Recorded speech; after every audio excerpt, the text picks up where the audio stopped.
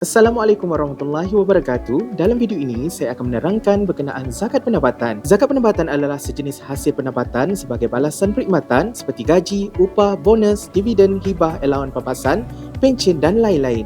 Bagaimana nak tafsir zakat pendapatan? Taksiran zakat pendapatan mempunyai dua kaedah. Kaedah yang pertama adalah tanpa sebarang penolakan terhadap pendapatan. Sebagai contoh, gaji sebulan RM3,500 darab 12 bulan yang berjumlah RM42,000.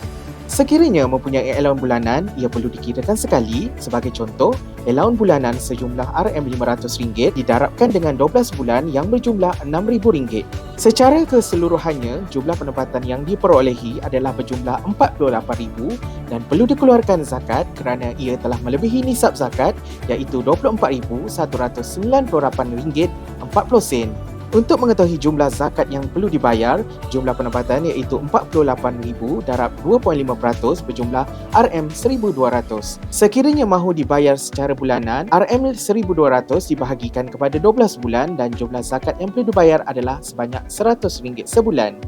Kaedah yang kedua pula adalah dengan menggunakan kaedah penolakan. Langkah yang pertama A, sebagai contoh, gaji sebulan RM3,500 didarabkan dengan 12 bulan dan berjumlah RM42,000. Sekiranya mempunyai allowance bulanan, ia perlu dikirakan sekali RM500 darab 12 bulan yang berjumlah RM6,000. Jumlah keseluruhan pendapatan yang diperolehinya adalah sejumlah RM48,000. Langkah yang kedua B, perlu membuat penolakan terhadap perbelanjaan seperti diri sendiri, isteri yang tidak bekerja, anak atau tanggungan, sumbangan ibu dan ayah, caruman KWSP dan simpanan tabung haji atau takaful sekiranya ada. Sebagai contoh, perbelanjaan untuk diri sendiri ialah RM8,000 setahun, isteri yang tidak bekerja sejumlah RM5,000 setahun, perbelanjaan bagi dua orang anak iaitu RM2,000, sumbangan kepada ibu dan ayah sejumlah RM1,200 setahun dan caruman KWSP iaitu sejumlah RM5,610. Secara keseluruhannya, jumlah perbelanjaan adalah sejumlah RM21,810.